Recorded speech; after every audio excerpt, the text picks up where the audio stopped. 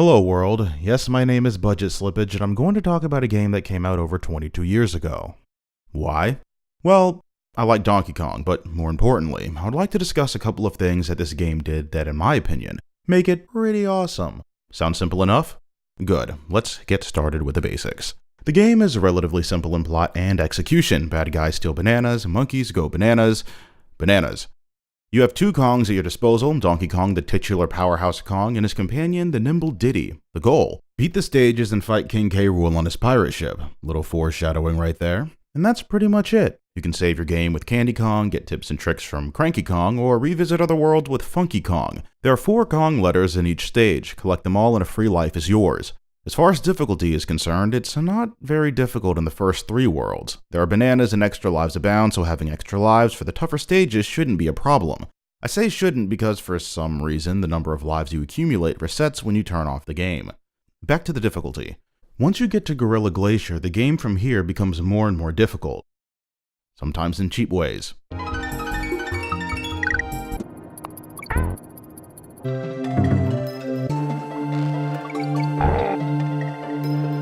So, yeah, that is Donkey Kong Country in a nutshell. Now you may be asking yourself, why do you like this game again? What makes Donkey Kong Country so special? Given my opening argument about the game, it doesn't seem like much. Donkey Kong Country, mechanically, is pretty lacking in the originality department. It doesn't have any form of power-ups in the game, which is weird considering the fact that popular games of its time, like Sonic the Hedgehog and even Mario 3, which predates Donkey Kong Country by 5 years, had these elements in them. Sure, these weren't absolutely necessary, but they did add a level of variety to their respective games. The best we get with respects to power-ups are the animal buddies that you can use, but the concept of rideable animals wasn't something original. Sure, the variety of animals was unique, but this wasn't embarking in new territory, especially considering the fact that the animals in Donkey Kong Country, unlike its contemporary Super Mario World, are littered sparingly between levels and don't carry over from previous stages to subsequent ones, most likely due to the fact that the levels vary wildly in style, making it pretty much impossible to make one animal go from one stage to the next. So again, what makes this game special? Donkey Kong Country is special, in my opinion, not through its game mechanics and story, but through giving the player an immersive and rewardingly fun, exploratory experience in a 2D platformer, mainly through its use of environment, its minimalist HUD, atmospheric music, and hidden passages. First, let's start with the environment and the HUD. The 3D sprites play a huge role in fleshing out this game, especially with respects to the background scenery.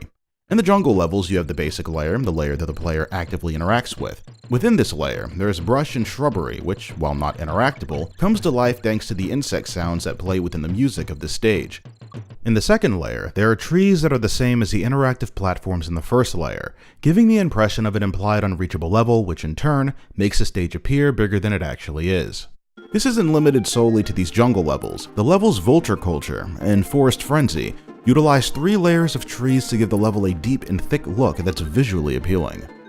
The cave levels use these multiple layers in an interesting way. The stalagmites and stalactites coupled with the track that plays paints a wet, echoing cavern. Not only that, but the foreground rock formations that obscure the player's view help bring home the enclosed nature of this cavernous space. This effect is also used on the chains and pipes in the factory levels Oil Drum Alley and Blackout Basement, giving an extra dimension to the stages. Stop and Go Station, Misty Mine, and Loopy Lights, while not having lush, beautiful environments, is made up for with the use of smog and lighting, which gives the levels an unsettling mood. While these effects, in my opinion, are best exemplified here, they are not isolated incidences. The water level Poison Pond uses the fog to create a sense of filth and uncleanliness. Torchlight Trouble also uses ambient lighting that is remedied with the animal buddy Squawks, who is only used in this particular stage. Blackout Basement uses darkness rather than lighting to give the idea of malfunctioning circuitry in the factory. The darkness is made even more effective in that the entire level, platforms and enemies included, disappear, allowing the player to experience what can only be described as advanced darkness. The levels Jungle Hijinks, Orangutan Gang, Snow Barrel Blast, and Ice Age Valley are unique in the fact that the level's background or foreground change over time, with the jungle levels becoming darker and the snowfall changing in the ice levels as a player progresses through the stage. These subtle effects coupled with the music make the stage feel more alive and realistic. These levels are probably the most brilliant in execution with respects to music and graphics. It's actually quite a shame that this effect is only used in 4 levels. While I can give endless praise to these levels, there are some where there's room for improvement.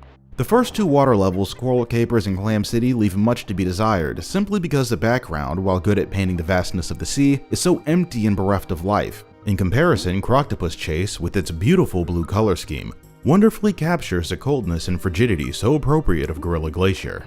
Poison Pond's toxic green and misty environment matches its namesake, and its lack of life is very fitting in this level, but the beautiful music that was appropriate in the previous water levels seems incredibly out of place here. Rope Bridge Rumble is also a tad disappointing also, mainly due to the color scheme, which I think is handled more exceptionally in Treetop Town. Overall, the stages in this game are great, and the player is allowed to appreciate them more thanks to the HUD, or lack thereof in this case. Little history lesson. Games evolved from arcade cabinets, which were almost always predicated on some sort of scoring feature as a way to measure a player's skill at a game. A feature that unnecessarily made its way onto consoles, where it largely served no other purpose than to clutter up the screen.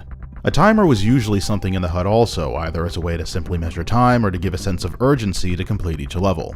Donkey Kong Country had none of these. For the most part, there was no superfluous scoring system and there was no clock that measured time, because a large part of this game was based on exploration. The only time the HUD rears its head is when a banana, balloon, or Kong letter is collected, only to leave as quickly as it came on screen. It's actually kind of funny. The thing I criticized Donkey Kong earlier for, its lack of power-ups and simplicity, ironically allows the game to forego more complicated, at times necessary HUDs to allow more emphasis on the game and the environment. And the lack of the HUD isn't the only thing that helps put emphasis on the environment, which brings us to our new topic, the music. It would be absolutely remiss not to acknowledge how fantastic the soundtrack of DKC is. Even people who aren't too fond of the game can appreciate the beauty and range of these pieces, from the delicately serene aquatic ambience to the tribalistically industrial sounds of Fear Factory. Every song captures the essence, for the most part, of every level in this game. But having an amazing soundtrack in and of itself doesn't necessarily make a game unique. What is unique about the soundtrack of DKC is how it works in conjunction with the environment to make a more immersive experience for the player. Take the first stage, for example. At the very beginning, the music builds up over time from a small drum beat to a wild midsection with horns in tow to a dark and mysterious ending before returning to the midsection.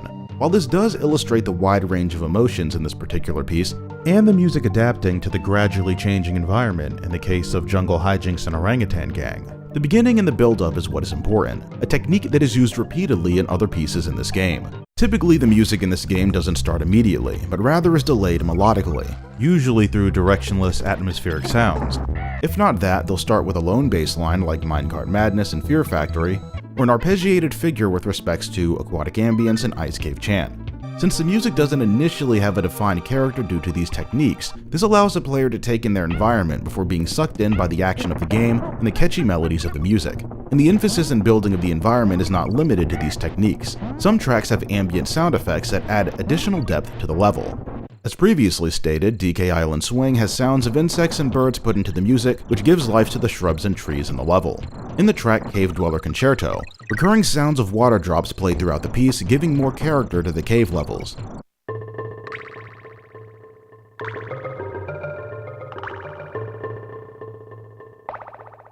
Even the track Northern Hemisphere uses a recurring echo motif, which gives the impression of the music bouncing off the vast landscape the player is traversing.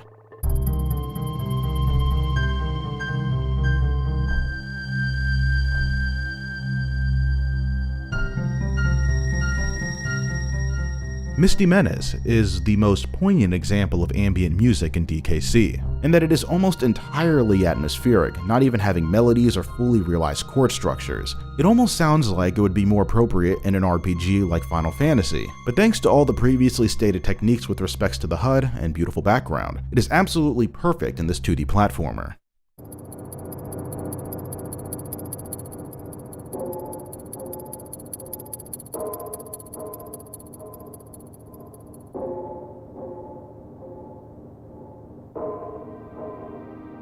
So we have the beautiful scenery, unobtrusive HUD, and an atmospheric soundtrack that functions more as background noise than hummable chiptunes. And all of this makes the environment of paramount importance, and all of this plays into the biggest gimmick of the entire Donkey Kong Country franchise, hidden passages, and bonus stages. Now, hidden passages aren't something new to video games, but the abundance of them in this game is staggering. Almost every level in this game has at least one hidden passage that leads to bonus levels. One hidden passage at the beginning of Stop and Go Station even warps you to the very end of the stage. This little Easter egg, however, isn't solely exclusive to this particular stage. There are a couple of other levels that have them, with, varying levels of conspicuousness.